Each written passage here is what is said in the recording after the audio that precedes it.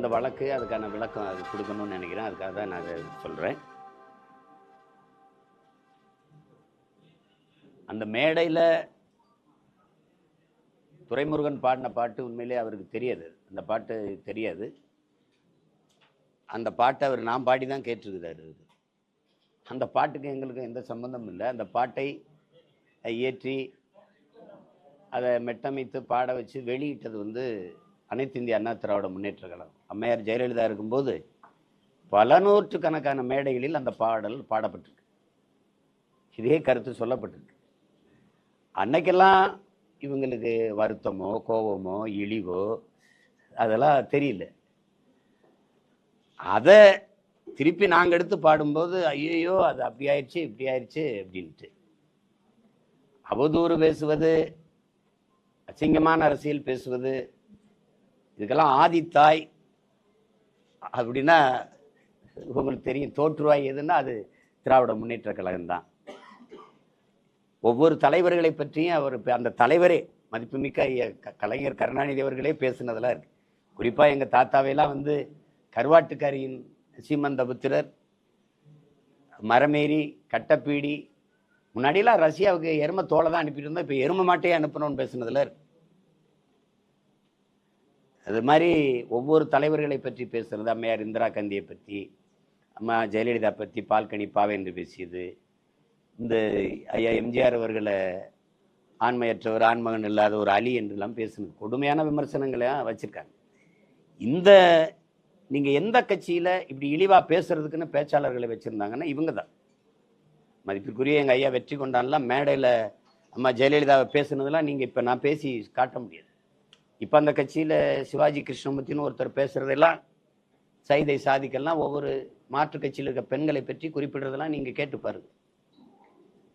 நாகரிக அரசியலை பற்றி, கண்ணியமான அரசியலை பற்றி கற்றுக் கொடுக்கறதுக்கு, அடுத்தவங்களுக்கு போதிக்கிறதுக்கான தகுதி, நேர்மை ஒரு துளியும் இல்லாத கட்சி தமிழ்நாடு இருக்குன்னா அது திமுக தான். இதுல ஏதோ சண்டாளர் அப்படின்னு சொல்லிட்டாங்கன்னு, உண்மையிலே உங்களுக்கு நான் சொல்றேன், ஒரு உண்மையை பேசுறேன், சத்தியத்தை பேசணும்னு நினைக்கிறேன். எங்களுக்கு தெரியாது சண்டாளர்னு ஒரு சமூகம் இருக்கு தெரியும். எங்க கிராமங்கள்ல, சிற்றூர்களில், குறிப்பா நாங்கள்லாம் பிறந்த ராமநாதர் சிவகங்கையில் சாதாரணமான சண்டாளப்பாவி இவனோட அப்படி பண்ணிட்ட சண்டாளப்பல இப்படிலாம் பேசுறது இருக்கு. நீங்க படங்கள்லேயே நீங்க பாத்தீங்க, அடி சண்டாலி உன் பாசத்தாலேன்னு என் தம்பி அமீர் எடுத்த படத்துலேயே பருத்தியூரிலே வருது. அப்புறம் தம்பி ஜீவபிராஸ் படத்துல சண்டாலி ஒன்றுன்னு ஒரு பாட்டு வருது. அப்போலாம் இவங்க பேசல. பாஞ்சாலங்குறிச்சி நான் எடுக்கும்போது என்னுடைய பங்காளி வடிவேல் அவர்களை வச்சு ஒரு நகைச்சுவையில் அட சண்டாலா சண்டாலான்னு ஒரு வார்த்தையை பேசிடுவார். அப்போ எனக்கு தெரியாது, உண்மையிலே தெரியாது. படம் வெளியாகி ஓடும்போது எனக்கு கடிதம் வருது, இந்த மாதிரி எப்படி இது பண்ணி இப்படி சொல்லிட்டீங்க, உங்ககிட்ட அதை எதிர்பார்க்கல. அப்போதான் தெரியும், ஓ இந்த பேரில் ஒரு சமூகம் இருக்கு போல இருக்கு அப்படின்னா. அப்போ நான் வருத்த கடிதம் எழுது, இனிமே இந்த மாதிரி பயன்படுத்துறது இல்லை. அதுக்கப்புறம் நாங்கள் அதெல்லாம் பயன்படுத்துறது இல்லை. இவங்க தான் அதை சலுக்கர்கள், சண்டாளர்கள்ங்கிற வார்த்தையெல்லாம் அதிகமாக பயன்படுத்தினது ஐயா கருணாநிதி அவர்கள் தான். சங்க இலக்கியங்களில், மந்திரங்களில், என் திருமூலர் வரைக்கும் சண்டாளருங்கிற வார்த்தையை பயன்படுத்திருக்க. கந்த சஷ்டி கவசத்திலே சண்டாளருங்கிற வார்த்தை.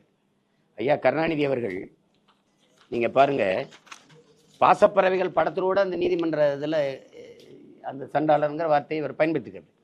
இது அண்ணா நாமம் வாழ்க என்று கூறிக்கொண்டே அவருக்கு பட்டை நாமம் சாற்றுகிற சண்டாளத்தனத்தை தமிழகம் இனியும் பொறுத்து கொண்டிருக்காரு. அவர் முதலமைச்சராக இருக்கும்போது சேது சமுத்திர திட்டத்துக்கு எதிராக அதிமுக கருத்து சொன்ன போது பதிவு செஞ்ச வார்த்தை. திருப்பி அதெல்லாம் கொடுத்தது யார்? எந்த சண்டாளர்கள் கெடுத்தார்கள்? அதையெல்லாம் கெடுத்தது யார்? இந்த சேது சமுத்திர திட்டத்தை அமைக்க விடாம அதையெல்லாம் கெடுத்தது யார்? எந்த சண்டாளர்கள் அதை கெடுத்தது? இது யார்? ஐயா எழுதுனது, ஐயாவே எழுதுனது. நீங்க பாருங்க, கந்த சஷ்டி கவசம் முதல்ல அதை எழுதினவர் மேலதான் நீங்க நடவடிக்கை எடுக்கும். எஸ்சி எஸ்டி ஆக்ட் போடணும். இது பாருங்க, கனகபூசை கொள்ளும் காலியோடு அனைவரும் விட்டாங்காரரும் மிகுவள பேய்களும் தண்டியக்காரரும் சண்டாளர்களும் என் பெயர் சொல்லவும் இடிவிழும் தோடிட என்று கந்த சஷ்டி கவசத்துல வருது. இது ஒரு அர்த்தமற்றது. திடீர்னு எங்க சாதி வந்துருச்சுன்ட்டு இவ்வளவு காலமா வலிக்கல. மேல் பாதியில கோயிலுக்குள்ள போக விடாம பூட்டை பூட்டிட்டு சாவி எடுத்துட்டு போகும்போது உங்களுக்கு வலிக்கல. நீ எஸ்சி தானமான்னு பக்கத்தில் இருக்க பெண்ணை கேட்கும்போது வலிக்கல. நாங்கள்லாம் தாழ்த்தப்பட்டவர்களா, எங்களை வெளியே நிற்க வைக்கிறீங்கன்னு பெருமக்கள் பேசும்போதெல்லாம் உங்களுக்கு வலிக்கல. ஒரு நீதிபதி தாழ்த்தப்பட்டவன் நீதிபதியானது அவன் தகுதியால வரல, இவங்க தான் அவங்கள நீதிபதி ஆக்குனாங்க என்று ஐஆர்எஸ் பாரதியெல்லாம் பேசுனது இருக்குது. நாங்க போட்ட பிச்சைன்னு இதுல யாரு கேட்டது? நீங்க உட்கார்ந்துருக்க நாற்காலியெல்லாம் நாங்க போட்ட பிச்சைன்னு நீங்க யாரும் சொல்லலையே. திடீர்னு உங்களுக்கு இதயம் அப்படி காயப்பட்டுருது, புண்ணாய் போயிருது. சண்டாளர்னு நாங்க என்ன பண்ண? இருக்கிற பாட்டு கள்ளத்தனம் செய்யும் காதகன் கருணாநிதினு இருக்கிற பாட்டு நான் பாடல, என் தம்பி துரைமுருகனும் பாடல. அதை எழுதி வெளியிட்டது அதிமுக. அப்பெல்லாம் எங்க போய் படுத்துக்கிட்டு இருந்தீங்க? காதல பஞ்சு வச்சு கவுந்து படுத்துக்கிட்டு இருந்தீங்களா? எங்க போச்சு? ஏதோ அதிகாரத்தில் இருக்கிறவனா அப்படியே ஐயோ எங்களை அசிங்கப்படுத்திட்டு நீங்க பண்ண அக்கிரமமா, நீங்க இந்த உங்களுக்கு வாக்கு செலுத்தி ஆழம் வச்ச இந்த மண்ணுக்கும் மக்களுக்கும் செய்த துரோகங்கள் பட்டியலிட்டு பேசலாமா? யார் என் கூட வருது? அங்கிருந்தா வந்திருக்கேன். நான் புதுசா படிச்சுட்டு வர வேண்டியதில்லை, நீங்க கற்றுக் கொடுத்ததெல்லாம். வாங்க தர்க்கம் செய்வோம். ஒரு பொது மேடை, நீங்க தான் நிறைய தொலைக்காட்சி வச்சிருக்கீங்க, வாங்க. உங்க வாடகை வாய்கள், உங்கள் வலையொலிகள், உங்களுக்கு ஆதரவாய்ங்கிற வாய்கள்லாம் எப்படி பேசுதுன்னு ஒரு தடவை நீங்க கேட்குறீங்களா? மாண்புமிகு சட்ட அமைச்சர் ஐயா ரகுபதி அவர்கள் அவங்க கட்சிக்கு ஆதரவா பேசுற வலையொலியாளர்கள் யூடியூபர்ஸ் அவங்க பேச்செல்லாம் கேட்குறாங்களா? அவங்க எங்களையெல்லாம் கேவலமா பேசும்போது உங்களுக்கு இனிக்குது, நாங்க பேசிட்டா அப்படியே நெஞ்செல்லாம் புண்ணாயிருது, காதல் அப்படியே ஈயத்த காட்சி ஊத்துற மாதிரி உங்களுக்கு ஆயிருது. எங்களை திட்டும்போது உங்களுக்கு தேன் வந்து பாயுது. எப்படி இது?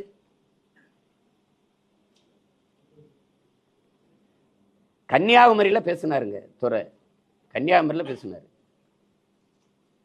புதுசா ஒன்றும் பேசல, அதுவும் நான் பேசினது தான். நீங்க உங்களுக்கு ஒன்று சொல்றேன், முல்லை பெரியாற்று அணைக்கு கீழே பேபி அணைன்னு ஒன்று இருக்குது. அந்த அணையில தான் நீரை தேக்கி நம்ம எடுக்கணும். அதுல மரங்கள் அடர்த்தியா கொஞ்சம் இருக்கிறதுனால, கொஞ்சம் பெரிய மரங்கள் இருக்கிறதுனால நீரை அதிக அளவு தேக்க முடியல. அந்த மரத்தை வெட்டி கொஞ்சம் ஆழப்படுத்திட்டா அதிக அளவு நீரை தேக்கலாம்ங்கிறது இருக்கிற யதார்த்த நிலை. இந்த மரத்தை வெட்டிக்கிறவனு கேரள அரசுக்கிட்ட அனுமதி எத்தனை ஆண்டுகளா தமிழ்நாடு அரசு கேட்கும்னு நினைக்கிறீங்க? நீங்க சொல்லுங்க. ஒரு தோராயமா 45 ஆண்டுகளா கேட்குது, தர மறுக்கிறாங்க. கடைசியா ஐயா பினராயி விஜயன் தந்துட்டாரு. ஆனா அது போகும்போது எதிர்த்து வழக்கு போட்டு உச்ச நீதிமன்றத்துல அதை மறுத்துடுறாங்க. ஒரு மரத்தை வெட்டக்கூடாதுங்கிறத நம்ம ஏற்கிறோம், ஆனா மரத்தை வெட்டிட்டா நட்டு வச்சு வளர்த்துற முடியுங்கிற யதார்த்தம் இருக்கு, இயற்கை உண்மை இருக்கு. ஆனா வெட்டிட்டா வளர்க்கவே முடியாதுங்கிற, மரத்தை வெட்ட அனுமதிக்காத கேரளா என்னுடைய மேற்கு தொடர்ச்சி மலையில கன்னியாகுமரியில் மலையை வெட்டி அப்படியே 80 லட்சம் டன் அதானியுடைய விளிங்க துறைமுகத்துக்கு எடுத்துட்டு போகுது. 80 லட்சம் டன் அவங்க சொன்னது, அவ்வளவுதான் எடுக்குமா சொல்லுங்க. மதுரை உயர்நீதிமன்றத்தில் ஒரு வழக்கு வருது, கேரளாவில் மணல் அள்ளுவதற்கும் மலையை மணல் கற்களாக நொறுக்குவதற்கும் மலையை மணலாக மாற்றுவதற்கும் தடை இருப்பதால், நல்லா இந்த வார்த்தையை கவனிச்சுக்கணும், தடை இருப்பதால் வழக்குதாரர் போடுறார், தடை இருப்பதால் தமிழ்நாட்டிலிருந்து மலையை மணலாக கற்களாக எடுத்துட்டு போக நீங்க அனுமதிக்கணும்னு நீதிமன்றத்தில் அனுமதி கேட்குது. தமிழ்நாடு அரசு அதுக்கு எந்த எதிர்ப்பு தெரிவிக்கல. நீதிபதி சொல்றாரு ஒரு நாளைக்கு 700 லாரிகள்ல நீங்க எடுத்துட்டு போகலாம். அந்த நீதிபதி ஏன் கேரளாவில் தடை இருக்குன்னு கேட்டிருக்கணுமா இல்லையா? இப்ப என்ன கோவரம்னா, அவன் நல்ல ஆத்தாளுக்கு அப்பனுக்கும் பிறந்தவன் இங்க ஆள்றா அப்படின்னு வரும்ல. என் மலை எனக்கு, என் வளம் எனக்கு, என் மண்ணின் வளத்தை நான் பாதுகாக்கணும்னு நினைக்கிறவன் தானே எனக்கு தகப்பனா இருக்க முடியும். மற்ற மாநிலங்கள்லாம் பெத்தவனே அப்பனா இருக்கான், எங்களுக்கு மத்தவனே அப்பனா இருக்கிறதுனால தான் இந்த சிக்கல். ஏன் அதை பத்தி கவலைப்பட மாட்டேங்கிற? ஒருத்தங்க இருக்குல்ல, வெட்டுனா வளர்த்துற முடியுமாடா, அந்த மரத்தை வெட்டுனா வளர்க்க முடியுமாடா மலையன் ஏன் கேட்கல? உன்னால உருவாக்க முடியாத ஒன்றை உங்களுக்கு அளிக்கிற உரிமை யார் கொடுத்தது? வளங்களை சுரட்டி கொடுப்பதை வளர்ச்சி என்று கட்டமைத்தது யார்? உங்களுக்கு கற்பித்தது யார்? யார்? இந்த மலை உங்களுதா? இந்த பூமி உங்களுதா? பரம்பரை சொத்தா? இல்லை, உங்கள் பிள்ளைகளிடத்து நீங்க வாடகைக்கு வாங்கி வாழ்றீங்க. போகும்போது அவன்கிட்ட பத்திரமா ஒப்படைச்சிட்டு போகணும். இதானே உலக நீதி, இயற்கை யதார்த்தம். இதை பத்தி கவலையே படாம என்ன கொடும் துரோகங்களை இந்த கட்சி ஆட்சியெல்லாம் செஞ்சுக்கிட்டு இருக்குன்னு நினைக்கிறீங்க? இப்ப இருக்கிற மாண்புமிகு ஐயா தமிழக முதல்வர் ஸ்டாலின் அவர்கள்ட்ட கேளுங்களேன். கர்நாடகாவில் எந்த கட்சி ஆட்சிக்கு வந்தாலும் காவிரியில தண்ணி தராது. அந்த மேகத்தாத்துல அணை கட்டியே தீர்வேங்கிறது கோட்பாடு. அது பாரதிய ஜனதா, அது காங்கிரஸ், ரெண்டு பேருக்கும் கொள்கை மாறுபாடு கிடையாது. பாரதிய ஜனதாவும் தன்னுடைய நிதிநிலை அறிக்கையில், தேர்தல் அறிக்கையில 9,000 கோடி ஒதுக்கியிருக்கு, காங்கிரஸும் ஒதுக்கியிருக்கு மேகத்தாத்துக்கு. காவிரியில தண்ணி தராது. தெரிந்து நீங்கள் காங்கிரஸ் கட்சியின் வெற்றிக்கு நீங்க போய் உழைக்கிறீங்க. கர்நாடகாவில் அங்க இருக்கிற தமிழர்களை ஓட்டு போட சொல்றீங்க. வெறும் ஒரு கட்சியின் தலைவர், திராவிட முன்னேற்ற கழகத்தின் தலைவர், நீங்க போய் காங்கிரஸ் கட்சியோட கூட்டணி, நீங்க அதுக்கு வெற்றிக்கு பாடுபடுங்க, நாங்க கேட்கல. ஒரு தமிழ்நாட்டின் முதலமைச்சர் நீங்க எப்படி போய் உங்க மாநில மக்களின் உரிமையை பறிக்கிற, தடுக்கிற, இழிவா பேசுகிற, ஒரு சொட்டு தண்ணீர் தர முடியாத தமிழர்களுக்கு சொல்ற ஒரு கட்சியை எப்படி வெல்ல வைக்கிறதுக்கு போய் தமிழர்கள் வாக்கை நீங்க சேகரிச்சீங்க? இப்ப அதே சீதாராமையா சிவகுமார முதலமைச்சர், துணை முதலமைச்சர் இங்க வந்து தமிழ்நாட்டில் வந்து இங்கே வாழ்கிற கன்னடர்கள் திமுக காங்கிரஸுக்கு ஓட்டு போடுங்கன்னு பேச வச்சிருங்க பாப்போம். எப்படி நீங்க செஞ்சீங்க? இப்ப ஒரு டிஎம்சி கொடுக்க சொல்லுது காவிரி மேலாண்மை ஒழுங்காற்றுக்குழு, ஒரு டிஎம்சி தர முடியாதுன்னு முதலமைச்சர் சொல்றாரு. உங்க பதில்? மேகதாதுவில் அணை கட்டியே தீர்வோம் கர்நாடகா. பதில்? எவ்வளவு பெரிய துரோகம்! எதை சொல்லிட்டாருன்னு சீமான வந்து நீ இருக்கிற பாட்டா பாடின, எத்தனையோ பாட்டை பாடுற, இருக்கிற பாட்டை பாடின, அதுக்கு உருவமே இருக்கிறீங்க. உங்க உருவமே கர்நாடகாவில் ஆயிடுச்சான், அப்படியே பிண மாதிரி தூக்கிட்டு போனான், செருப்பு கழட்டி அடிச்சான், தீ வச்சு கொளுத்துனான். நீங்க கண்டிக்கல, உங்க கட்சி கண்டிக்கல, உங்க கூட்டணி கட்சி கண்டிக்கல. தமிழ்நாட்டில் நான் ஒரே ஒருத்தன் தான் ஏத்து பேசுறேன், எப்படா என் முதலமைச்சர் அசிங்கப்படுத்துவேன்னு. ஏன்னா எனக்கு தன்மானம் இருக்கு, சூடு சொரணை இருக்கு, இனமானம் இருக்கு. ஒண்ணுமே கண்டிக்கல. இதெல்லாம் விட துரோகம் இருக்கா? கேளுங்க, நீங்க கேளுங்க. இத்தனை நேற்று வரைக்கும் 13 பேர் மீனவனை கைது பண்ணியிருக்கான். அதுக்கு முன்னாடி 26 பேர், எத்தனாயிரம் பேர் சிங்கள சிறைக்குள்ள இருக்கான். எவ்வளவு படகுகள் பறிப்பு, எவ்வளவு வலைக்கிழிப்பு, எவ்வளவு சித்திரவதை.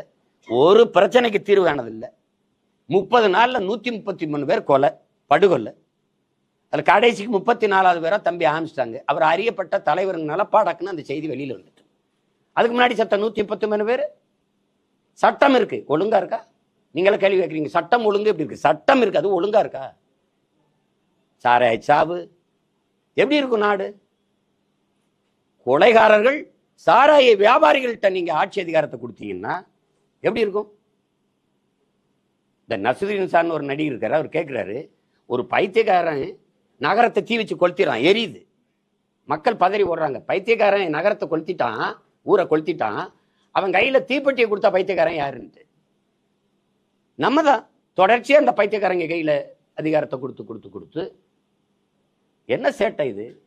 கன்னியாகுமரியில பேசின துறை, நான் பேசினதான் அவர் சொல்றாரு, அந்த நேரத்தில் அந்த மலையை வெட்டி ஏத்துறதை நீங்க தடுக்கலையே, என் மணலை நீங்க மலையை மணலா உங்களால் எப்படி பார்க்க முடியுது? என் தாயின் மாற அறுக்கிறீங்களே, பூமி தாயின் மாற அறுத்து கொண்டு போறீங்களே, மலையில இருந்தானே அருவி, அருவியில இருந்தானே ஆறு, ஆறுல இருந்தானே நீர், நீர்ல இருந்தானே சோறு, சோறுல இருந்தானே வயிறு, வயிறுல இருந்தானே உயிர், உயிர் உயிர்ல இருந்தானே வாழ்க்கை. அப்ப நீங்க இப்படி பண்றீங்களேன்னு கேட்டதுக்கு அங்க வழக்கு. ஆனால் அங்க குண்டாஸ் போடுறதை நான் தடுத்துட்டேன் பேசி. அங்க இருந்து இங்க சென்னைக்கு வர வச்சு, இங்க இருந்த வருணுங்கிற அந்த எஸ்பி குண்டாஸ் போட்டு உள்ள வச்சாரு 6 மாசத்துக்கு மேல. திருப்பி இப்ப பேசுனது விக்கிரவாண்டியில இந்த பாட்டை அவர் பாடினது. அவரே சொல்றாரு, இந்த பாட்டுல வழக்கு போடணும்னு எங்க அண்ணன் மேலதான் போனோம், அவர் தான் திருச்சி வானூர்தி நிலையத்தில் பாடி காட்டினாரு. நீங்க என் மேலதான் போட்டிருக்கணும், நானே கேட்கணும், ப்ளீஸ் டூ இட், என்னை கைது பண்ணி உள்ள வைங்கன்னு தான் சொல்றேன். நீங்க அவரை வந்து இங்க பாடினதுக்கு இங்க நடவடிக்கை எடுக்காம அவர் ஊர் கொடைக்கு போறாரு, கோயில் திருவிழாவு. அவர் தென்காசியில குளிக்க போனவரை போய் கைது பண்ணி கூட்டிட்டு வந்து அவர் திருச்சியில இருக்க வருண் எஸ்பி அங்க வர வச்சு நடவடிக்கை எடுக்க வேண்டிய அவசியம் என்ன? என்ன அவசியம்? சரி, வரும்போது ஒரு காவல்துறை கைது பண்ணா காவல்துறை வண்டியில என்ன எத்தனை முறை ஏற்றிருக்கீங்க? காவல்துறை வண்டியில தான் ஏற்றுவீங்க. என் சொந்த வண்டியில வர அனுமதிப்பீங்களா? ஊடக எடுத்துக்கிற அனுமதிக்க மாட்டாங்க. வாங்க சீக்கிரம் சீக்கிரம்ட்டு உங்களை மாதிரி ஊடகவியலாளர் சந்திக்க அனுமதிக்க மாட்டாங்க. நீங்க அப்படி இருக்கும்போது என் தம்பியோடைய சொந்த வண்டியில இனோவா வாகனத்துல ஏன் ஏத்துனீங்க?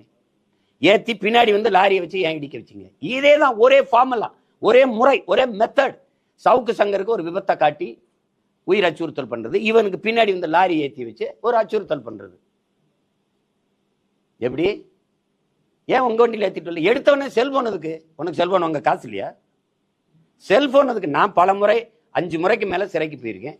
எடுத்தவொடனே செல்போனு கழுத்துல போட்டிருக்கு, சங்கிலி போட்டிருக்காரா, இடுப்புல அருணா கொடி கட்டிருக்காரா, அதுக்கு எல்லாத்தையும் அவுத்து யாரு பொறுப்புன்னு குடும்பத்தில் ஒருத்தட்ட கொடுத்துட்டு தான் உள்ள கூட்டிட்டு போவாங்க. நீ ஏன் செல்போன் எடுத்துட்டு போற?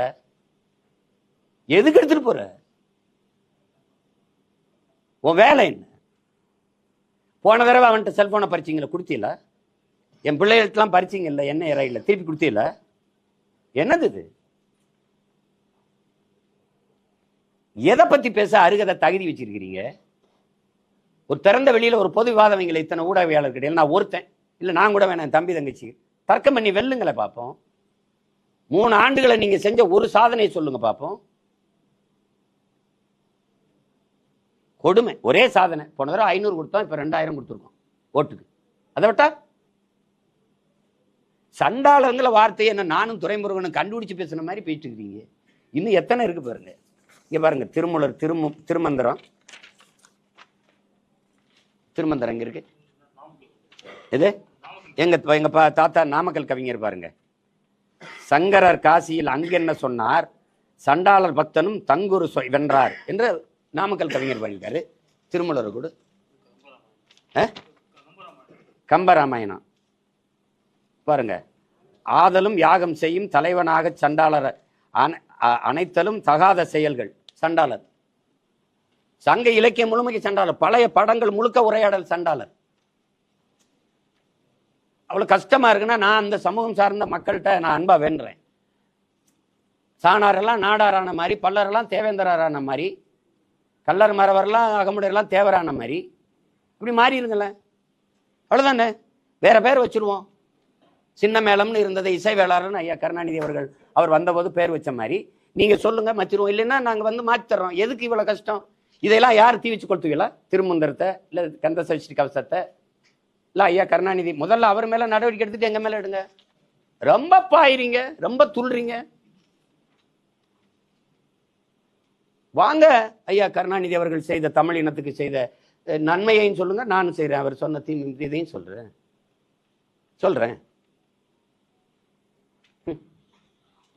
லட்சக்கணக்கா என் இனம் சாகும்போது குருவி செத்த மாதிரி காசை சேர்த்து வந்து ரத்த பொட்டங்களை வாங்கிட்டு வரும்போது இதே ஜாபர் செட்டை வச்சு பூட்ஸ் காலால ரத்த பொட்டங்களை நசுக்கி தேய்த்தவர்கள் இவர்கள். தோட்டா இல்லாம சைக்கிள் பிரிவிலுக்கு போடுற பால் ரசு குண்டை உருக்கி அதுலேயும் தரமான பால் ரசத்தான் குண்டா செய்ய முடியும் தோட்டாவை.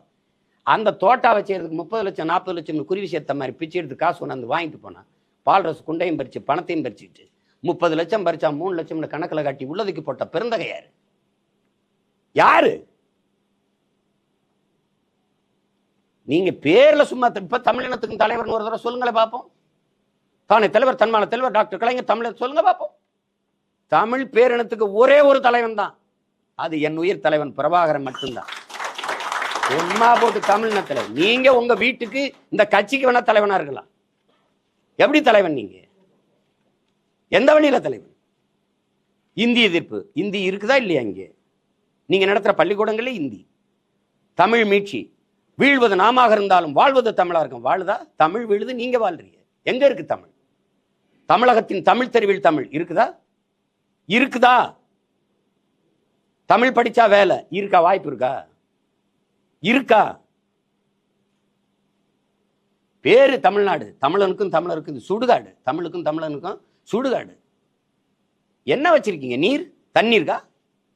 குடிக்க தண்ணி, படிக்க பள்ளிக்கூடம். பலாயிரக்கணக்கான பள்ளிக்கூடங்களை மூடிக்கிட்டு வரும்போது பலாயிரக்கணக்கான டாஸ்மார்க் திறந்துகிட்டு இருக்கு. குஜராத் ஆண்டு ஒன்றுக்கு 55,000 பால் விற்குது. அவன் மாநிலத்தில் இருக்கிற பால் விற்பனை அந்த இது அமுது இங்க வரைக்கும் பரவுது, விரிவடை செய்யறான். நீங்க 40,000 கோடிக்கு சாராயம் விற்கிறீங்க. சாராயம் வித்து வர்ற காசுல நாட்டுக்கு நல்லது செய்யறங்கிற நம்ம நீங்க இந்த நாட்டு மக்கள் நம்புறது எப்படி? அப்புறம் என்ன நன்மை இருக்குது? இத்தனை கொலைகளும் மிகுந்த போதையில தான் செய்யப்பட்டிருக்கு. நீங்க உங்க மனச்சான்ற சொல்லுங்க. தம்பி ஆம்ஸ்டாங்க அவர் வீட்டு வாசல்ல வெட்டி 6 பேரும் மது போதை இல்லாமல் அல்லது இந்த போதைப் பொருளின் ஊக்கம் இல்லாமல் வெட்டியிருக்க முடியும். நீங்க நம்புறீங்களா? சொல்லுங்க, யாராவது சொல்லுங்க, நம்புறீங்களா? அவனை பார்த்தாலே பயந்துருப்பான். போதையில கிட்ட நெருங்கி இருக்க முடியாது. இத்தனை கொலைகளும் போதையால தான். எப்படி சட்டம் இருக்கும், ஒழுங்கு இருக்கும்? நீங்க எல்லாம் குண்டு போட்டுக் கொள்றதா படுகொலைன்னு நினைக்கிறீங்க. குடிக்க வச்சு கொள்றதுக்கு பேர் என்ன? பேர் என்ன? ஒரு அரசு சொல்லுது விக்கிரவாண்டி தேர்தல 6 பேர் கள்ளச்சாரம் கொடுத்து விழுந்துட்டான், ஆனா ஆஸ்பத்திரி சேர்த்துட்டு சொல்லுது புதுச்சேரியில இருந்து வந்துருச்சு. நீங்க போயிட்டு புதுச்சேரியில இருந்து வாங்க, எத்தனை தடவை சோதிக்கிறான் வண்டியை நிறுத்தின்னு. அத்தனை சோதிச்சு அங்கிருந்து மதுப்பாட்டில் இங்க வரக்கூடாது தடுக்கிறவன் சாராய போட்டத்தை அப்படி உள்ள விட்டான். யாருக்கு தெரியாம வந்துருச்சா? இதை சொல்றதுக்கு வெக்கமா தோத்து போச்ச அரசு. என்னமா ஒண்ணு நாங்க அப்படியாவது இப்படியாவது அப்படி செய்யும் தான் சொல்றேன். புதுசா என்ன ஜெயிலுக்கு போறேன்னா? சும்மா இருந்த பையனை உங்க அப்பா ஜெயிலில் போட்டு தமிழ்நாட்டுக்கு என்னை அடையாளம் கட்டி விட்டாரு. இன்னொரு தடவை நீங்க வேணா போடுங்க, எனக்கு ஒன்றும் இல்லை, ஒரு வேலையும் இல்லை. உள்ள போய் நல்லா படிச்சு குறிப்பெடுத்துட்டு வந்து மறுபடியும் உங்களை தான் வச்சு செய்வேன். வேற என்ன? இப்ப கேட்கறதுக்கு எந்த பதிலும் இல்லை உங்ககிட்ட. ஆவின் பால் விற்பாங்க. எங்கன்னு கேட்டா பதில் சொல்லுங்க. முதலமைச்சர் பால் வளத்துறை அமைச்சரை பேச சொல்லுங்க. மாட்டு பால் விற்கிறீங்களா? மாடங்க மாடங்க மாடங்க.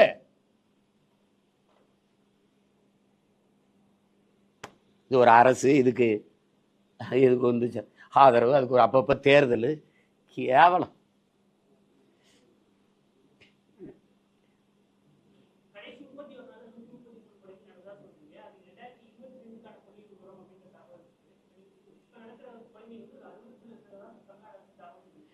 அறுபது பேர் உயிர் இல்லையா? இதா அப்போ 60 பேர் நீங்க சொல்றீங்க. நீங்க அப்படியே பர்ஃபெக்ட் புள்ளி விவரத்தை சொல்லி பர்ஃபெக்ட் கணக்கு சொல்லிடுவீங்களா? சரி, நான் 133ங்கிறேன், நீங்க 60ங்கிறீங்க. 60 உயிரா இல்ல வேற எதுமா?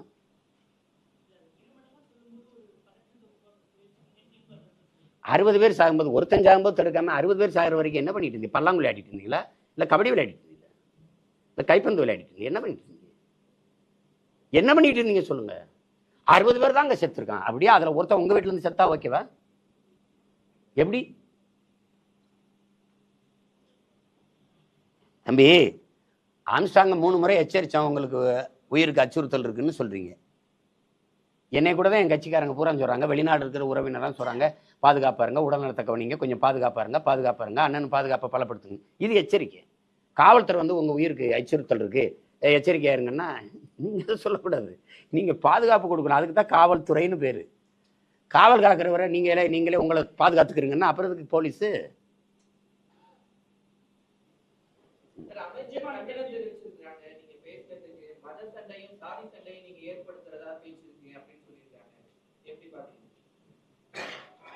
நான் எங்க அண்ணன் கவுண்டமணி பங்காளி வடிவேல் நகைச்சுவை போல பாக்குறேன்.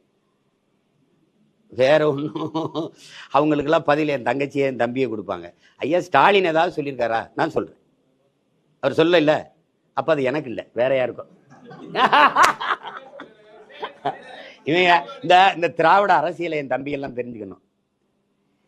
இவருங்க அந்த வரலாறு வேணாம், அதுக்கு ஒரு பிரச்சனையை தூக்கிட்டு வருவாங்க. எங்க ஐயா அன்புமணி வந்து ஸ்டாலினுக்கு அவர்களுக்கு விவசாயத்தை பத்தி என்ன தெரியும்னு கேட்கிறாரு. இதுக்கு பதில் யாரு சொல்லணும்? கேள்வி யாருக்கு? எங்க ஐயா ஸ்டாலினுக்கு. ஐயா அன்புமணிக்கு பதில் அவர் தான் சொல்லணும். ஆனா ஐயா எம்ஆர்கே பன்னீர்செல்வம் சொல்லுவார். ஐயா விஜயகாந்த் வந்து ஐயா கருணாநிதிக்கு ஏதாவது கேள்வி எழுப்புனா அவர் தானே சொல்லணும். உங்களுக்கு கேள்வி வச்சா நீங்க தானே பதில் எழுதணும். வேற ஆள் உங்களுக்கு பதில் எழுதுனா மால் பிராக்டிஸ் ஆயிரும். ஆனா ஆற்காடு வீராசாமி ஐயா தான் சொல்லுவார். எங்க அண்ணன் திருமாவளவன் ஏதாவது திமுக எதிராக கேள்வி கேட்டா அந்த கட்சியில இருக்கிற ஒருத்தர் இல்லாம காங்கிரஸ்ல இருக்க அம்மா யசோதாவை வச்சு பேச விடுவாங்க. அது மாதிரி இத்தனை பேர் இருக்கும்போது நான் கேட்டது உங்ககிட்ட, பேசுனது உங்க அப்பாவை பத்தி. ஒண்ணு உங்க அப்பாவை பத்தி எப்படி பேசுவா சீமான் நீங்க கேட்கணும், இல்ல உங்க மகன் அவரு பேரம் பேசணும். அதை விட்டுட்டு சம்பந்தம் இல்லாத ஒருத்தர் அவங்க கருணாநிதி மகளா இல்ல மருமகளா? எதுக்கு என்கிட்ட பதில்? நீங்க எதுக்கு குறுக்க பாயிறீங்க?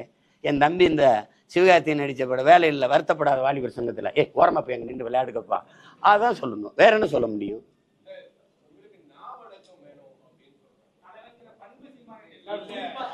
அது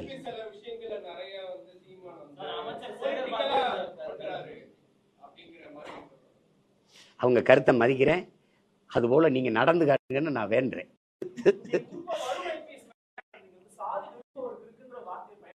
அதை நான் பாக்குறேன் சொல்றேன். அது நடக்குதுன்னு எனக்கு தெரிஞ்சதுனால சொல்றேன். உண்மை சொல்ல முடியல. உண்மை சொல்லி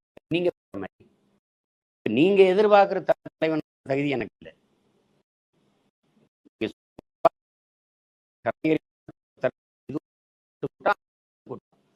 நீங்க எதிர்பார்க்கிற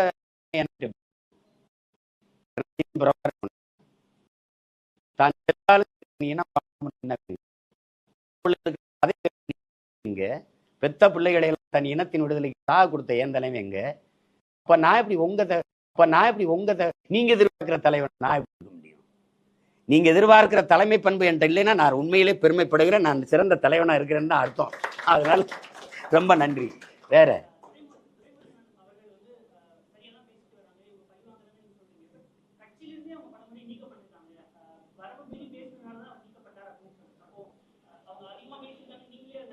அப்படி இல்லை. இதை பாருங்க, நான் சில சமயம் அவர் தவறாக பேசுகிறாரு, அடுத்தவங்க மனது காயப்படும்னா அவங்களாம் புகார் அளிக்கல, நானாக தான் நீக்கியிருக்கேன். ஒரு செதுக்கும் போது கண்ணியமற்ற வார்த்தைகளை பயன்படுத்தான்னு 2 தடவை சொல்லி அவர் அது மீறி பேசினாலும் எடுத்தேன். இதுக்கு அவருக்கும் சம்பந்தம் இல்லை. பாட்டை அவனுக்கு கற்றுக் கொடுத்ததே நான் தான். எனக்கு கற்றுக் கொடுத்தது அதிமுக ஆட்கள். அவங்க போட்ட பாட்டை தான் நான் எனக்கு யாரோ அனுப்பி வைக்க பகிரில அதை நான் கேட்டு எப்போ 2009 அந்த காலகட்டங்களில். அப்போ இதை இன்னைக்கு போடுறது சும்மா பழிவாங்கல் தான். அதனால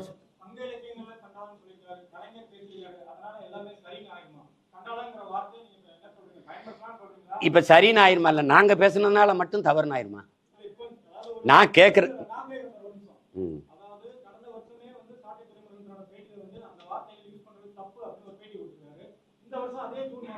அவர் பயன்படுத்தல. திரும்ப திரும்ப நீங்க தவறா தம்பி, நீங்க தவறா கேள்வி கேட்கிறீங்க. பயன்படுத்தல. ஏற்கனவே இருக்கு அந்த பாட்டு. அந்த பாட்டை எழுதுனவ பயன்படுத்தணுங்க தான் நீங்க கேட்கணும். அப்ப என்ன பண்ணது? அந்த பாட்டை அந்த வரி வரும்போது பாட்டு இருக்கு, இன்னைக்கு ஒழிக்குது இல்ல.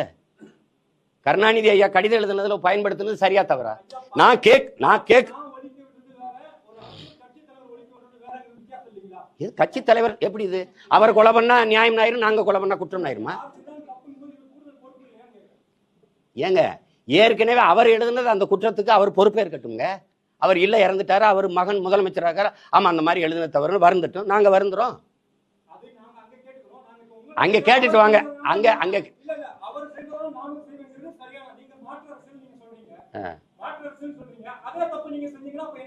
அவர் அந்த தப்பு செஞ்சது நீங்க இதுவரை கேட்கவே இல்லையே. நாங்க பேசினால தானே நீங்க நாங்க அதை அப்புறம் முதல்ல கேட்டுட்டு வாங்க.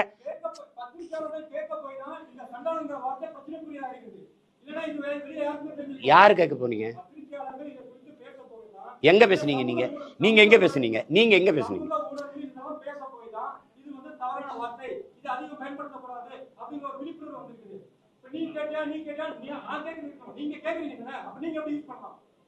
ஏங்க நீங்க என்னங்க இவ்வளவு காலமா இருக்குது, அவர்கிட்ட கேட்காம நீ எப்படி பண்ணலாம்? யாரு தவறு செஞ்சாலும் பிரச்சனை இல்லை, நாங்க பேசினா தப்பாயிருதா உங்களுக்கு? நீங்க எல்லாம் ஏன் பயன்படுத்தினீங்க நான் கேட்கிறேன். இப்ப நாங்க இருங்க, கொஞ்சம் இருங்க. எங்க தப்புன்னு தெரியும். நாங்க அந்த மாதிரி நீங்க இது பேசுறது ரொம்ப இதா இருக்கு. நீங்க அந்த பாடலை ஒருத்தர் திரும்பி ஒரு தடவை பாடுறாரு, அது எப்படி நீங்க பயன்படுத்தலாம்னா எப்படி? அந்த பாடலை திருப்பி பாடுறதுல என்னங்க முறைக்கிற எல்லாம் கேக்குறீங்க நீங்க? அதை சொல்லுங்க, அவர்கிட்ட போய் கேளுங்க. ஏன் எழுதி வெளியிட்டீங்க, நீங்க ஏன் எழுதுனீங்க கேளுங்க. முதல்ல எழுதுனது ஐயா கருணாநிதி அவர்கள் பல முறை சலுக்கர்கள் சண்டாளர்கள்லாம் பேசியிருக்கிறாரு. அதை கேட்டுட்டு வாங்க. நீங்க அப்புறம் கேட்குறீங்க, இப்ப கேளுங்க, அப்புறம் மறுபடியும் என்கிட்ட கேளுங்க. வேற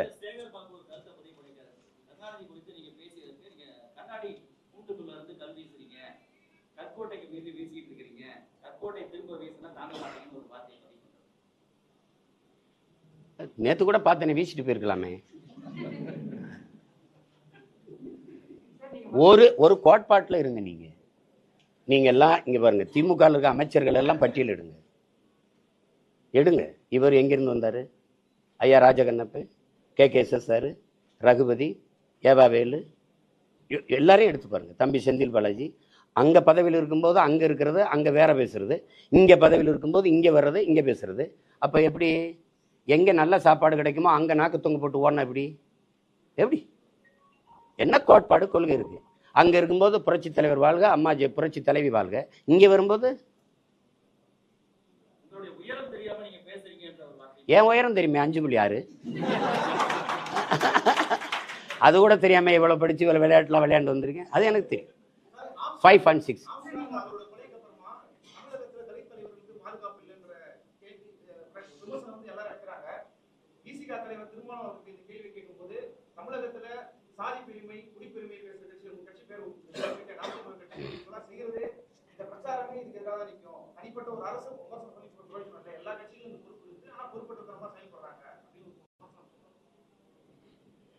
பொறுப்போட இயங்குற கட்சியோட தான் எங்க அண்ணன் இருக்காரா? ஒரு அதிகாரம் இல்லாம நாங்க பாட்டு ஓடி திரிகிற பிள்ளைகளை அவங்க தான் அப்படி செய்யறாங்கன்னு சொன்னா, இப்ப அதிகாரத்துல இவ்வளவு வலிமையா உட்கார்ந்து இருக்கிற ஆட்சி செய்திருக்க அந்த திமுகவுக்கு அந்த ஆட்சிக்கு பொறுப்பு இல்லை. இப்ப எங்களால தான் இந்த கொலை நடந்துச்சு, அப்படித்தானே? என்ன இப்படி யாரு பேசுற? யாரு பேசுற? யாரு பேசுற? குடிப்பெருமை எங்க பேசுது? இவ வந்து வன்னியர்னு பார்த்தா எனக்கு ஓட்டு போடாதுன்னு ஒரு கட்சி தலைமை பேசியிருக்கானா? ஜெயங்கொண்டத்தில் ஒரு தாழ்த்தப்பட்ட பிள்ளை ஒரு ஆதி தமிழ் மகனை நிறுத்தினேன். இவன் வந்து தமிழன்னு பார்த்தா ஓட்டு போடு, பறையன்னு பார்த்தா போடாத, உன் ஓட்டு எனக்கு தீட்டுன்னு சொல்லிட்டு இறங்கி வந்த ஒரு தலைமை இங்கே இருக்குன்னா நீ என்ன போய் குடிப்பெருமைனா? நீ ஆணவம்ங்கிற, சாதிய ஆணவம்ங்கிறீங்க. சாதி சமஸ்கிருத சொல், அது குடின்னு தான் அடையாளம்.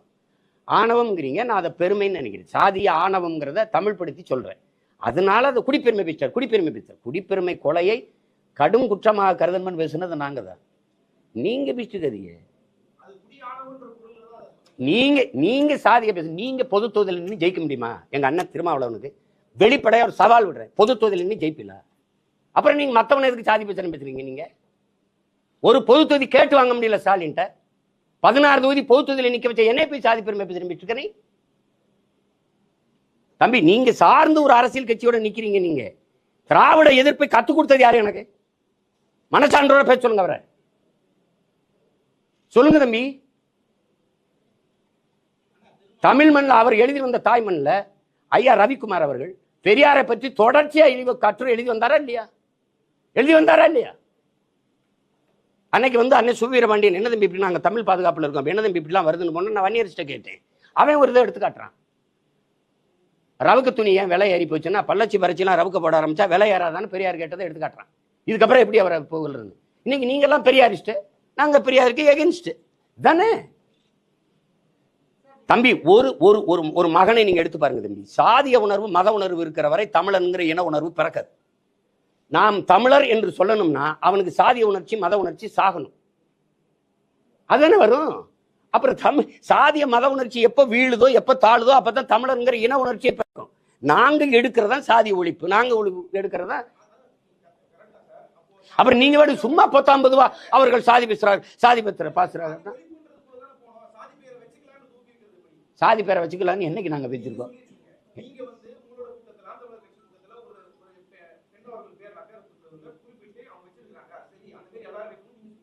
எல்லாரும் வைக்கணும் தான் பேசல.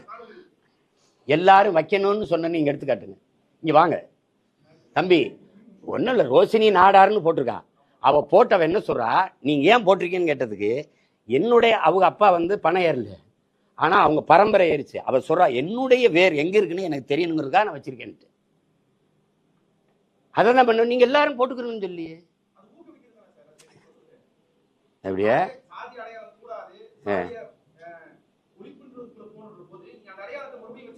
நீங்க அதை ஒழிக்க போராடுறவன்ட்டே இதை கேட்டுக்கிட்டு இருந்தீங்கன்னா நான் ரெட்டியாரு, நாங்க என்ன ரெட்டியார்ல ரெட்டி தெலுங்குல தான் ஓட்டு கேட்பேன்னு.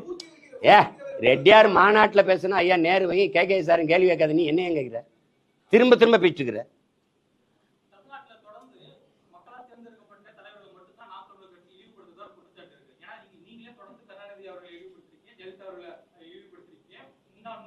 ஜெகத் யாரு?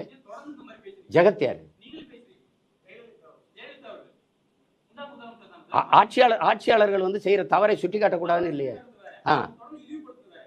அந்த இழிவு என்ன சொல்லுங்க? அதாங்க அந்த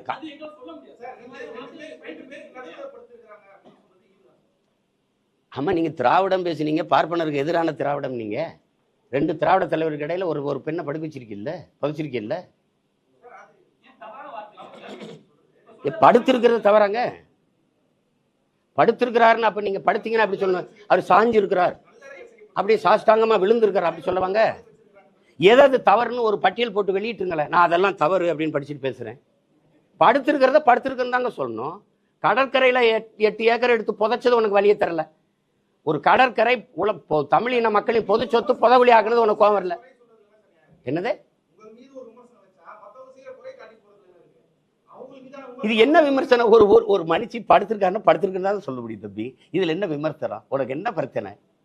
சரி, இனிமே நானா படுத்திருக்கல, அப்படியே சாஷ்டாங்கமா விழுந்து கிடக்குறாங்கன்னு வேணா சொல்றேன், மாத்திக்கிறேன்.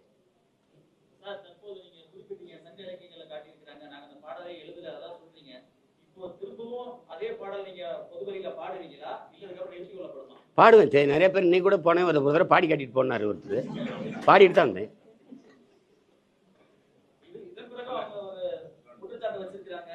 உங்க குற்றச்சாட்டு குப்பையில போடுங்க தம்பி. குற்றச்சாட்டு என் மேல சொல்றதுக்கு நேர்மையின் தகுதியை வச்சுக்கிட்டு வா வா பேசு.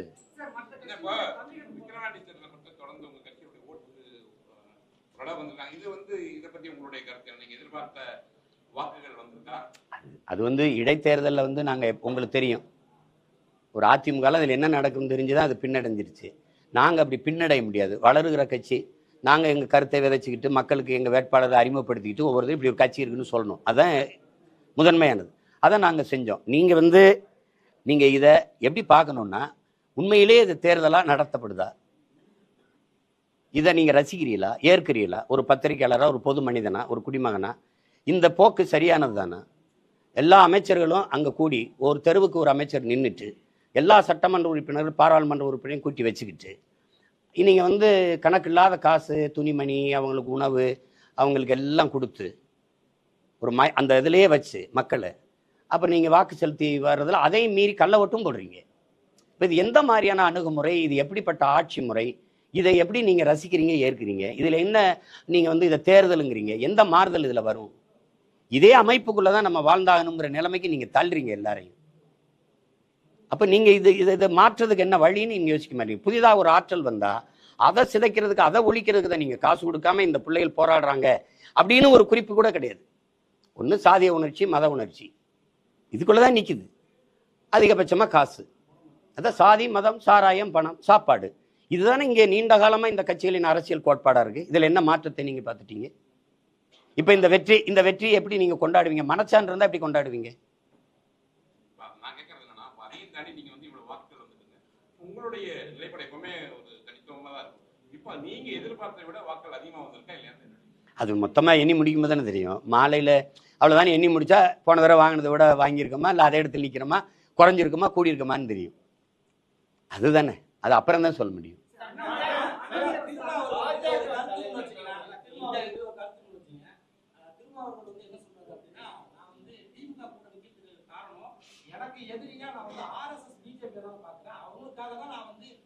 காங்கிரஸ் கூட ஒரு கருத்து வேறுபாடு இருக்கு, எனக்கும் அதிமுக கூட ஒரு கருத்து வேறுபாடு இருக்கு, எனக்கும் திமுக கூடயும் ஒரு கருத்து வேறுபாடு இருக்கு. இதனால என்னோட பெரிய எதிரியா நான் ஆர்எஸ்எஸ் பார்க்கிறேன். அவங்கள எதிர்த்து போராடுறதுக்கு எனக்கு சில தகுதிகள் தேவைப்படுது, பலம் தேவைப்படுது அப்படின்றதுதான் சொல்றாங்க. இதனாலதான் திமுக கூட இருக்கிறத குறிப்பிட்டு சொல்றாங்க. அதை நான் ஒன்றும் சொல்லலையே. அதை நீங்க குறிப்பிட்டு சொல்லியிருக்கீங்க. அதனால ஒன்றும் சொல்ல, அவர் முடிவு பண்ணிட்டாரு இங்கே தான் நம்ம இருக்க முடியும்னா அதை ஒன்றும் சொல்ல. ஆனால் திமுக, ஆர்எஸ்எஸ், பிஜேபி எதுக்குதாங்கிறது முதல்ல யோசிக்கணும்ல. எதுக்குதான்னு பார்க்கணும். முரண்பாடுகள் இப்போ பாமக வந்து ஒரு கொள்கை சொல்லுது, உயிர் கொள்கை சமூக நீதிங்குது. அதுக்கு நேர் எதிர் பாஜகவோட கூட்டணி வைக்கும்போது உயிர் கொள்கை செத்து போகுது. அப்ப எந்த கோட்பாடு? எல்லாருமே என்கிட்ட சொல்றது, இப்ப நீ சொல்றது சரிதான் சீமான், தனிச்சு நிக்கணும், இப்படி நிக்கணும்னா நான் கட்சியை காப்பாற்றணுங்கிறார். நம்ம கேள்வி அடுத்து என்ன வருது? கட்சியை காப்பாத்துறதே லட்சியம் ஆயிட்டா இப்ப எந்த லட்சியத்தை காப்பாற்ற நம்ம கட்சியை ஆரம்பிச்சோங்கிற கேள்வி வந்துருது. அப்ப முரண்பாடு இருந்தாலும் நாங்க உடன்படுறோம்னா எந்தெந்த முரண்பாடு? காவிரியில தண்ணி தரவே முடியாதுன்னா, அது கச்சத்தீவை மீட்கவே முடியாதுன்னா, அப்ப எந்த இடத்துல நமக்கு உடன்பாடு? நீங்க சொல்லுங்க, எந்த இடத்துல? நீங்க என் தம்பி பாலச்சந்திரனை விடுங்க, இத்தனை எல்லா படுகொலையும் விடு. ஒரு 13 வயசு சிறுவன், அவனை கூட்டிட்டு வந்து ராணுவ கஸ்டடியில் இருக்கான். அந்த செய்தி இங்க உளவுத்துறைக்கு, இந்த தமிழ்நாடு அரசுக்கு, இந்தியா ஆண்ட அரசுக்கு எல்லாருக்கும் தெரியும். பிரபாகரன் குடும்பத்தில் ஒருவர் கூட உயிரோடு இருக்கக்கூடாதுன்னு சொன்னாலே அவரோட கட்டி பிடிக்கணுமா? அவரோட போய் அப்படி ஒரு ஓட்டு வாங்கி வெல்லணுமான்னு யோசிச்சு பாருங்க. காங்கிரஸ் எதுக்காக திமுக தூக்கி சுமக்குது? எந்த இடத்துல என் இனத்துக்கு நின்றது? மொழி இல்லை வழக்காடுகள உரிமையில் அங்கே தமிழ் மொழி, இல்லை ஆட்சி மொழி, அதிகார மொழி, இல்லை காவிரி நதி உரிமை, முல்லை பெரியாற்று உரிமை, இல்லை கச்சத்தீவு மீட்பு, இல்லை மீத்தேன் எடுக்கிறத தடுக்கிறது? எந்த இடத்துல நீங்க எனக்கு நின்றுருக்கீங்க? எதுக்குமே இல்லை. முழுக்க என் இனத்தை படுகொலை செய்து கொன்றது உலகத்துக்கே தெரியும். அன்னைக்கு எங்க அண்ணன் உண்ணாவிரதம் இருந்தது, உங்களுக்கு தெரியும், மரணம் வரை உண்ணாவிரதம் இருந்தது. அன்னைக்கு எதிர்த்தது யார? இதே காங்கிரஸ் தான். அன்னைக்கு அதிகாரத்தில் இருந்தது இதே திமுக தான். அப்புறம்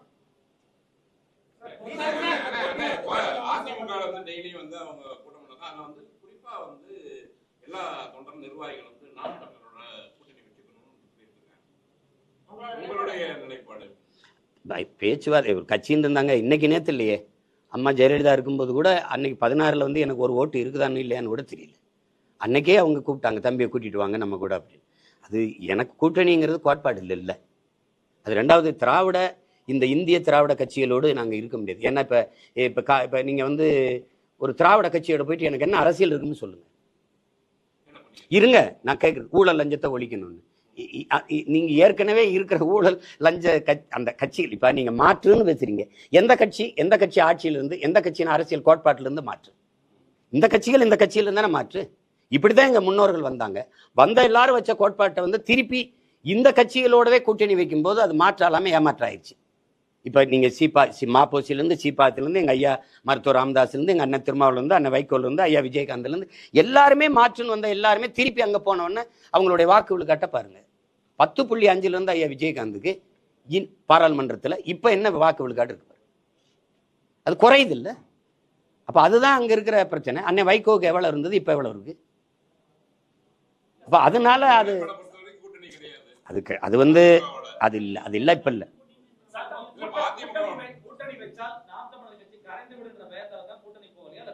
இல்ல, நோக்கம் இருக்கு. இப்ப எனக்கு வந்து தம்பி உங்களுக்கு என்ன சொல்லணும், எனக்கு ஒரு கனவு இருக்கு.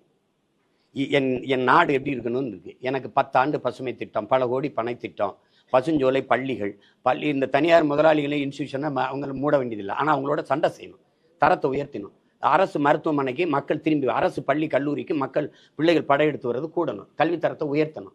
எப்படி கொடுக்கணும்? தனித்திறன் கல்விக்கு முன்னுரிமை கொடுக்கணும். நீரை பெருக்கி இந்த தண்ணீர் விற்கிறத தடை செய்யணும். ஏன்னா உலக உயிர்களின் உயிர் தேவை விற்பனைக்கு இல்லைன்னு ஒரு தடுக்கணும்.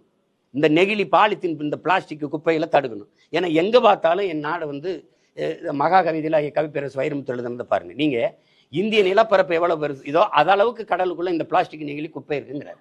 ஒரு திமிங்கலம் கரை ஒதுங்கிச்சு செத்துன்னு வைத்தறுத்தா 40 கிலோ இடையில பிளாஸ்டிக் கழிவுகள் இருக்குது. இப்ப மீனின் எண்ணிக்கை விட பிளாஸ்டிக்கின் எண்ணிக்கை கூடிக்கொண்டு போகுதுங்கும் போது நம்ம விழித்துக் கொள்ளணும். அதை நோக்கி பேசினா உங்களுக்கு வேடிக்கையா இருக்கும். நீங்க சாராய பொருளாதாரத்தை விடு, மாற்று பொருளாதார பெருக்கத்துக்கு வா, வேளாண்மை முன்னிறுத்தி தற்சார்பு பசுமை பொருளாதாரத்துக்கு போவோம், நிலமும் வளமும் சார்ந்த தொழிற்சாலையை உருவாக்குவோம். பனை அதிகமா இருக்கா, அது சார்ந்த தொழிற்சாலை.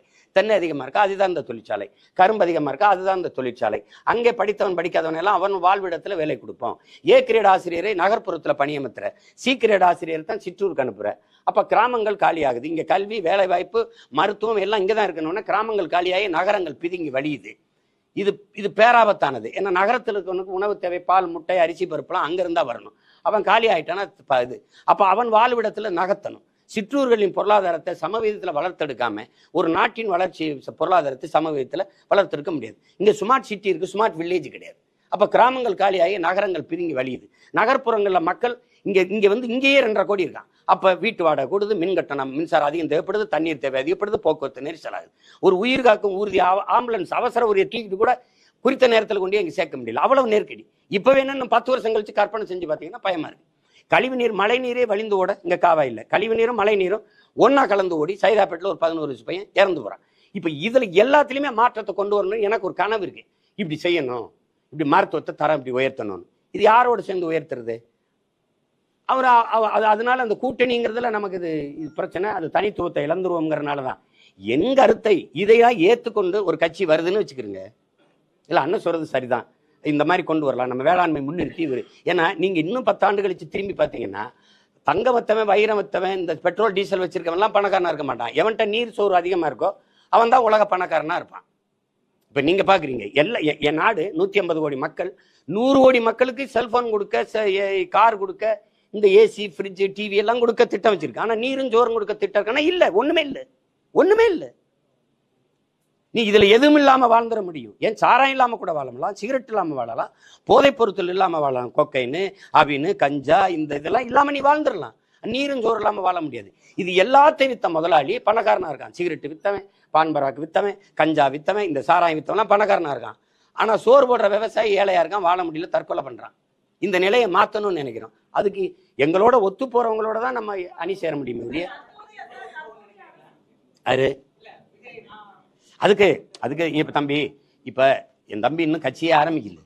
அவர் ஆரம்பிச்சு அவர் கருத்தியல் கோட்பாட்டை முன் வச்சு பயணிக்கும் போதுதான் ஒத்த கருத்து இருக்கா இல்லையானா இப்ப ஆய்வு செய்யணும். இன்னும் வந்து 18 மாதங்கள் இருக்கு. 18 மாதங்கள் இருக்கு. குறைஞ்சது ஒரு 12 மாதத்தை விட்டுருங்க, அதுக்கப்புறம் பேசுவோம்.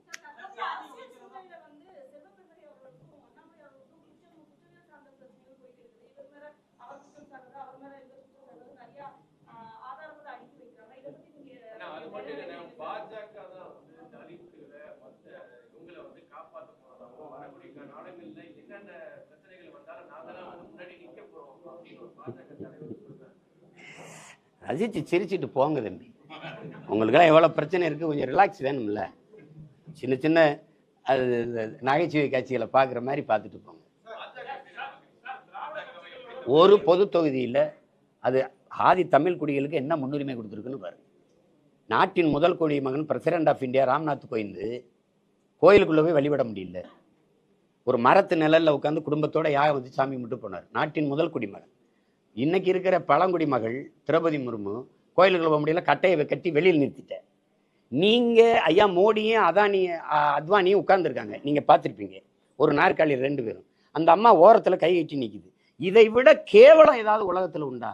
ஆனால் வெளியில வந்து பாரத மாதாக்கு ஜே, மாதாவை நிக்க வச்சுட்டு கை கட்டி நீங்க 2 பேரும் நாற்காலி போட்டு உட்காரீங்க. பெண்ணியத்தை எவ்வளவு மதிக்கிறீங்க, பெண்களுக்கு எவ்வளவு முன்னுரிமை கொடுக்குறீங்க, அதுவும் ஒடுக்கப்பட்ட பழங்குடி மக்கள் பிற்படுத்தப்பட்ட மக்களுக்கு என்ன முன்னுரிமை கொடுக்குறீங்கன்னு.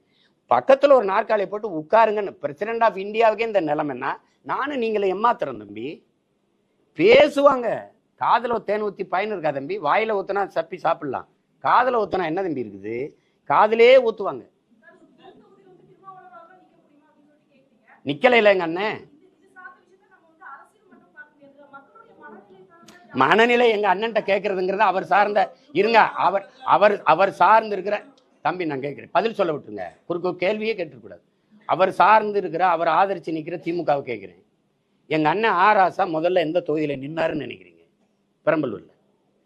அது அப்ப தனி தொகுதி. யாரு வாக்கு போட்டிருப்பாங்கன்னு நினைக்கிறீங்க? வெறும் பறையரா? நான் கேட்கறதுக்கு பதில் சொல்லணும். தனி தொகுதியா இருக்கும்போது வெறும் பறையர் மட்டும் போட்டு எங்க அண்ணன் ஜெயிச்சிருப்பாருன்னு நினைக்கிறீங்களா? இல்ல, எல்லாரும் போட்டிருப்பாங்கல்ல. இப்ப அங்க வேலை செஞ்சிருக்காருல்ல எங்க அண்ணன். இப்ப பொது தொகுதியா மாறிடுச்சு. நீ உண்மையிலேயே தமிழ் இன தலைவனா இருந்தா, எங்க அண்ணனை தாழ்த்தப்பட்டவனெல்லாம் தமிழை நான் பாக்குறதா இருந்தா என்ன சொல்லிருந்தா, நீ நில்லு ராஜான்னு சொல்லியிருந்தா பறையர் மட்டும் இல்ல எல்லாரும் போட்டிருப்பான். போட்டு தானே போன தடவை ஜெயிச்சாரு. நீங்க நீலகிரிக்கு எடுத்துட்டு போறீங்களே. அப்ப உங்களுக்குள்ள சாதியை என்ன? அவர் தாழ்த்தப்பட்டவனாவே நீ பார்த்துட்டு இருந்திருக்க. நாங்க அவரை தமிழனா ஆதி தமிழனா நாங்க பாக்குறோம். இப்ப 2க்கு வேறுபாடு இருக்குல்ல. இதே தானே எங்க ஐயா இளையராஜாக்கு பிஜேபி செஞ்சுச்சு. நீ ராஜ்யசபா கொடுத்த, அங்க ஒரு விளையாட்டு வீரர்கள் கொடுத்தா, அங்க ஒரு பிற்படுத்த ஒடுக்கப்பட்டவர் கொடுத்தா, இங்க தலித்து கொடுத்தவங்கிற. எங்க ஐயாவுக்கு நீ தகுதி பார்த்து கொடுக்கல. அவன் ஈடு இணையற்ற இசை மேதை, 21ஆம் நூற்றாண்டில் ஆகச் சிறந்த இசை மேதை. அவர் தகுதி பார்த்து நீ கொடுக்கலையே, நீ தலித்துன்னு தான் கொடுத்தங்கும் போது கோவரமா வராது. இதான் பிஜேபி தாழ்த்தப்பட்ட மக்கள் பக்கம் நிற்கிறது. சரி, அதே இது வந்து நீங்க அயோத்தியில அகிலேஷ் யாதவ் போய் ஒரு தாழ்த்தப்பட்ட ஒரு மகனை நிறுத்தி வென்றுட்டாரு. அதை பிஜேபி செஞ்சிருந்தா பொது தொகுதியில சரியா இருக்குடா அப்படின்னு நம்ம பேசலாம். அம்மையார் ஜெயலலிதா கூட தலித்தலின் மேல ஐயா கொண்டு திருச்சியில் நிறுத்தி வெல்ல விட்டாங்க. அப்படி திமுக தான் முயற்சிச்சிருக்கா தம்பி? அதிமுக உங்களுக்கு தெரியும், சமைச்சு வைக்கிறாரு சாப்பாடு ஐயா தனபால் அவர்கள். இவங்கெல்லாம் சாதி இதில் சாப்பிடல. ஒரு தடவை மறுபடியும் சமைச்சு சமைக்கல. கம்ப்ளைண்ட் போது குற்றச்சாட்டு இந்த ஜெயலலிதா அம்மையார் கூப்பிட்டு கேட்குறாங்க, என்ன தனபால் ஏன் சமைக்கணும்? அழுகிறாரு. ஏன் அழுகிறீங்க? போன தடவை சமைச்சு வச்சம்மா, சாதி பார்த்துட்டு யாரும் சாப்பிடல, இந்த தடவை சமைச்சேன்னா வீணாத்தான் போயிடும், நம்ம சமைக்கலாமான்னு. இருங்க நான் பார்த்துக்கிறேன்னு உணவுத்துறை அமைச்சராக போடுறாங்க. அது சேட்டை தான். ஆனால் அவரை இது பண்றீங்களாடா, உணவுத்துறை அமைச்சராக போடுறேன். மறுபடியும் அவரை இழிவுபடுத்துறாங்க. அப்ப நான் வரைக்கும் யார் வந்தா நீங்க வரும்போது நான் உட்பட எல்லாரும் எந்திரிச்சு நிக்கிற ஒரு இடத்துல உங்களை உட்கார வைக்கிறேன்னு சபாநாயகர் ஆகுனாங்க. அது மாறுதல். ஆனா நீங்க அப்படி எதையுமே செய்யலையே. ஆனா நீங்க பெரியார பேசியிருக்கீங்க, பேரறிஞர் அண்ணா பேசியிருக்கீங்க, சமூக நீதி பேசியிருக்கீங்க. இந்த பாருங்க, இங்க முதலமைச்சர் உட்கார்ந்துட்டாருங்க, எங்க அண்ணன் ஆராசா இங்க உட்கார்றாருங்க. எந்திரிச்சு இங்க உட்கார சொல்லி தன் மகனை உட்கார வைக்கிறாருங்க. எம்பட்டு பெரிய சனாதன எதிர்ப்பு, சமூக நீதிங்க. ஏன் இவருக்கு இங்க அண்ணன் எங்க ராசா உட்காந்து இங்க உதயநிதி உட்காந்தா என்ன பின்னாடி இருக்கையில புண்ணாயிருமாங்க? எதை பத்தி பேச உனக்கு தகுதி நேர்மை வச்சிருக்கு? நீங்க ஒரு பொது தொகுதி தானங்க எங்க அண்ணன் கேட்டார் திருமாவளவன், தகுதி இல்லையாங்க? காங்கிரஸை விட, விடுதலை சிறுத்தைகளை விட காங்கிரஸ் பெரிய கட்சின்னு யாராவது சொல்லுங்க, நான் இப்படியே நிறுத்திட்டு போயிடுறேன். 23 விழுக்காடு ஆதித்தமிழர்களுக்கு வாக்காடு, 13 விழுக்காடு வாக்கு திமுக பெற்றுக் கொடுக்கறது எங்க அண்ணன் திருமாவளவன். காங்கிரஸ் அத்தனை விழுக்காடு இருக்காங்க. எதுக்கு 10 தொகுதி? என் இனத்தை கொன்னதுக்கா? கச்சத்தீவத்தை மீட்டு தராதுக்கா? காவிரி நதிநீர் உரிமை பறி கொடுத்ததுக்கா? எதுக்காக காங்கிரஸுக்கு 10 தொகுதி? 10க்கும் 10 ஜெயிக்க வச்சு ஏன் அனுப்பணும்?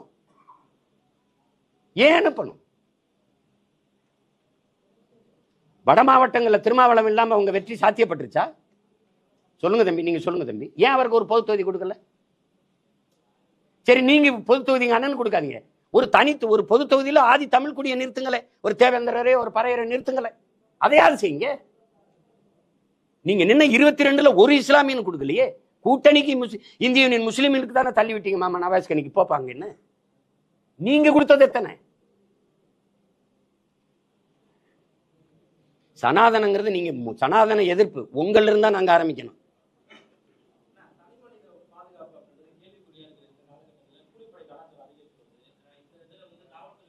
அதிகரிச்சு வர்றது யார் ஆட்சிக்கு வந்த பிறகு? ஏன்னா நீ என்னை நிறைய கேள்வி கேட்ப, அண்ணன் ஒரு கேள்வி கேட்டா இருங்கன்னு. சரி சொல்லு, சரி சொல்லு சொல்லு.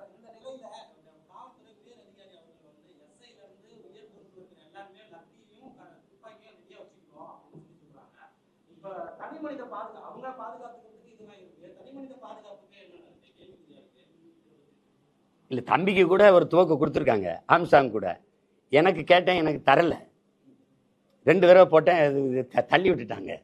சரி அது ஒன்றும் இல்லை. அப்போ இப்போ நான் என்ன சொல்கிறேன், தம்பி, காவல்துறைங்கிறது குற்றம் நிகழ்ந்த பிறகு பிடிச்சி கூண்டில் நிறுத்தி தண்டனை பெற்று கொடுக்கறது இல்லை. நம்ம தலைவர், எங்கள் தலைவர் எங்களுக்கு கற்பித்தது, காவல்துறை என்பது குற்றவாளிகளை பிடித்து கூண்டில் நிறுத்துவதல்ல அவர்கள் வேலை, குற்றவாளிகளை உருவாகாத ஒரு சமூகத்தை உருவாக்குவதான்னு. நம்மளுக்கு துப்பாக்கி லத்தியில் வச்சு இதை சரி செய்ய முடியாது. கற்பித்தல் தான், அன்பு தான். அதை நியாயமாக பேசி அதை புரிய வைக்கணும், அதை இது பண்ணணும். நீங்கள் வந்து எதுக்கு குண்டாஸ் போடணும்னே உங்களுக்கு தெரியல. மீம்ஸ் போடுற மேலே குண்டாஸ் போடுறீங்க, உங்களுக்கு எதிராக ஒரு வலையொலியில் ஒரு கருத்து சொல்கிற மேலே குண்டாஸ் போடுறீங்க. கொலை செய்கிறவனை சும்மா தூக்கி அவனை விசாரணையே இல்லை. ஏன் கொன்ன, எதுக்காக கொன்ன, யார் சொல்லி கொன்ன, நீ கொல்றதுக்கான நோக்கம் என்ன, இந்த விசாரணையே வெளியில் வரலையே. அவன் யாரையும் நீங்கள் கைது செய்யலை. எல்லாருமே தம்பி ஆம்ஸ்டாங் கொலை வழக்கில் சரணடைஞ்சவங்க தான். அப்படியே தூக்கொண்டே உள்ள வச்சுட்டீங்க, அப்படியே ரிமாண்ட் பண்ணிட்டீங்கல்ல. கூப்பிட்டு விசாரித்தோம், இதுக்காக பண்ணோன்னு சொல்கிறாங்கன்னு. ஏன்னா அண்ணன் திருமாவளவன் உட்பட எல்லாருக்குமே இருக்கிற சந்தேகம், கொலையாளிகள் வேற, சரணடைஞ்சிருக்கிற ஆள்கள் வேற. அப்போ எதையோ ஒன்று மறைக்கிறதுக்கு யாரோ ஒன்று செய்கிறாங்க. அது யாருங்கிறது தானே கேள்வி.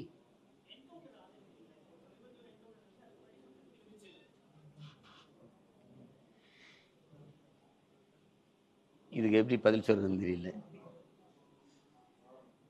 என்கவுண்டர் எதுக்காக செய்யப்படுதுன்னு இருக்கு.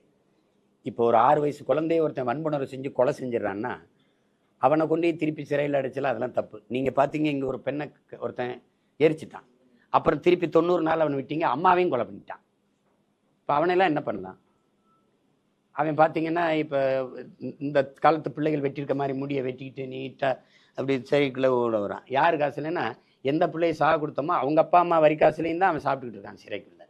இந்த மாதிரி குற்றவாளிகளை நம்ம வந்து வச்சு பாதுகாத்துக்கிட்டு இருக்கணுங்கிறது எனக்கு சரியா இல்லை.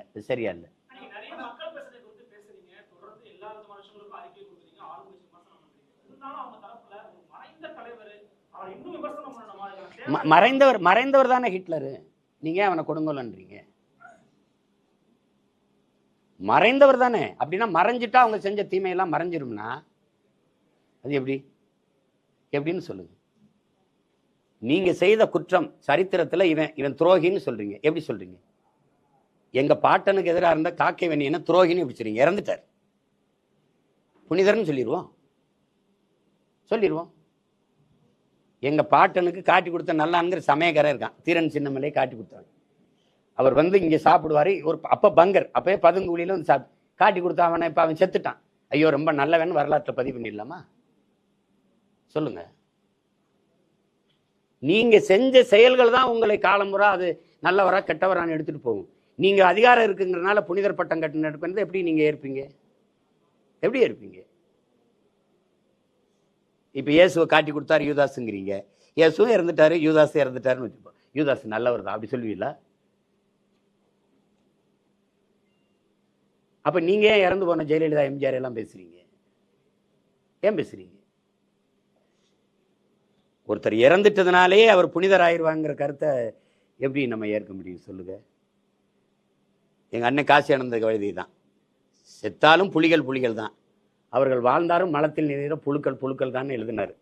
அந்த அந்த படுகொலை அப்போ அதுதான் உங்களுக்கு நினைவூட்ட வேண்டியது இருக்கு.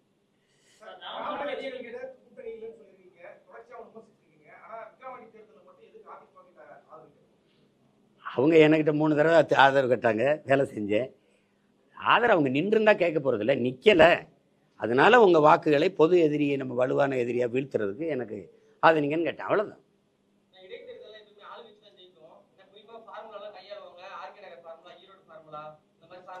திருமங்கல ஃபார்முலா.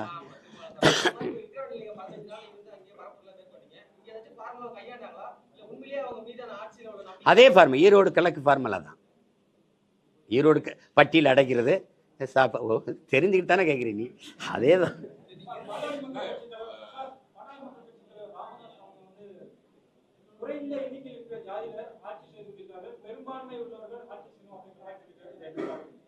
அது எங்கள் ஐயாவுக்கு வந்து இப்போ என்னென்னா, இப்போ நாங்கள் ஐயாவை பெரிதாக மதிக்கிறேன், ரொம்ப பெரிதாக மதிக்கிறேன். ஆனாலும் சொல்கிறேன், பல முறை திமுகவோட கூட்டணி வைக்கும்போது எங்கள் ஐயாவுக்கு தெரியலையான்னு கேட்குறேன். தெரியுதில்ல, அந்த கருத்து சரியே தவிர இதை நீங்கள் அப்போ கேட்டிருக்கணும். எங்கள் ஐயாவுக்கு மது ஒழிப்பு கொள்கையில் உறுதியாக இருக்காரு. மதுவை எவன் ஒழிக்கிறானோ, மது கடையை மூடுறானோ அவனோட நான் கூட்டணின்னு எங்கள் ஐயா சொல்லலை. சாதி வாரி கணக்கெடுப்பு நம்ம கேட்குறோம், குடிவாரியாக என்னங்கிறோம். குடிவாரியாக எவன் என்றானோ அவனோட நான் கூட்டணின்னு எங்கள் ஐயா சொல்லலை. இப்போ பாருங்க, நேரெதிராக இருக்கிற பிஜேபியோட கூட்டணி வைக்கிறது நம்ம எப்படி ஏற்கிறது? இந்த கொள்கைக்கு நேர் மாறு. அவங்க வகுப்பாரி பிரதிநிதித்துவத்துக்கு என்னைக்குமே அவன் இடம் கொடுக்க மாட்டான். அப்போ அவனோட கூட்டணி வச்சு என்ன பண்ண முடியும்? ஒரு ஓட்டுநாள் தம்பி என்னால் அந்த வலிமையே அவனுக்கு சேர்க்கணும். அப்போ அந்த கொள்கைக்கு இங்கே நீங்கள் திருப்பி அவர் தலைமையில் ஒரு அவன் அந்த இந்த சமூக நீதி கொள்கைக்கு நேரெதிராக இருக்கிற ஒரு கட்சிக்கு போய் நான் ஓட்டு போட்டு வலிமை சேர்க்கறதுங்கிறது ஒத்த ஓட்டுனால் அது துரோகம் தானே தம்பி, அது தவறு தானே.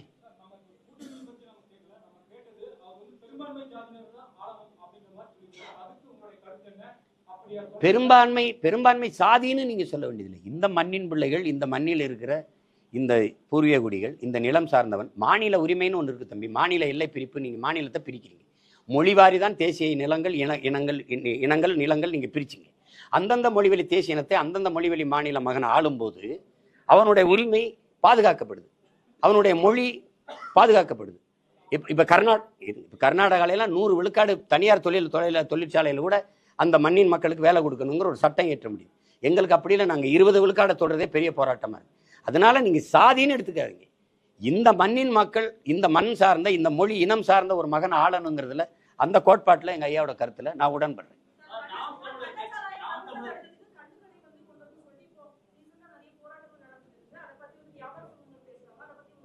இல்லை ரீசெண்ட்னு சொல்லாதீங்க. நீண்ட காலமாக எங்கள் ஐயா நல்லசாமி போராடிட்டு இருக்காங்க. அரசியல் சாசனமே கல் உணவின் ஒரு பகுதின்னு தான் சொல்லுது. சங்க இலக்கியிலிருந்து கல் இருக்குது, அது இருக்குது. ஐயா வைரமுத்து கூட அந்த பாடலில் எழுதியிருக்கா. அப்படி அது எழுதியிருக்காங்க. நம்ம எப்படி ஒவ்வொரு தேசியனத்துக்கும் ஒரு மது இருக்குது தங்கச்சி. ரஷ்யானா ஓட்கா இருக்குது, மற்ற நாடுகள்லாம் ரம் இருக்குது, ஜின் இருக்குது, அப்படி இருக்குது. அதனால நம்மளுடைய குடிபானம்னு ஒன்று இருக்குது, மதுபானம். அது பனம்பால், தென்னம்பால், இந்த ஈச்சம்பால், இது மாதிரி மூலிகை, அது எந்த கலப்படம் இல்லாத தூய மதுவை வச்சுட்டு போகலாம். அதை தான் அவங்க சொல்கிறாங்க. வரும்போது வேளாண்குடி மக்கள் வாழ்வாங்க, அந்த பனை தென்னை பாதுகாக்கப்படும். இல்லைன்னா 150 ஆண்டு கால பனை காலவாய்க்கு, செங்கல் காலவாய்க்கு 100 ரூபாய்க்கு 150 ரூபாய்க்கு விற்கப்படுது. அதை பற்றி நம்ம கவலைப்படுறது இல்லை. அதனால அது இந்த சீம சாராய கடைகளை ஒழிச்சிட்டு நம்ம கல்லு கடையை திறந்து விடுவது சரிதான்.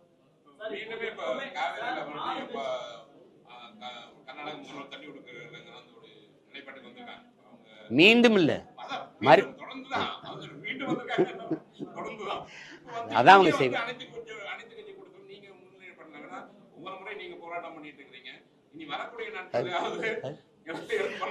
அரசு கூட்டுற அனைத்து கட்சி கூட்டத்துக்கே என்னை சேர்க்காது. இதுல நான் ஒரு அனைத்து கட்சி கூட்டத்துக்கு இவங்க வர போறாங்களா? நீங்க போராடுங்கன்னு சொல்லுங்க, நான் போராடுறேன். அது நான் செய்வேன். அதான் சொல்ல அனைத்து கட்சி கொடுத்த யார் நான் செய்றேன்.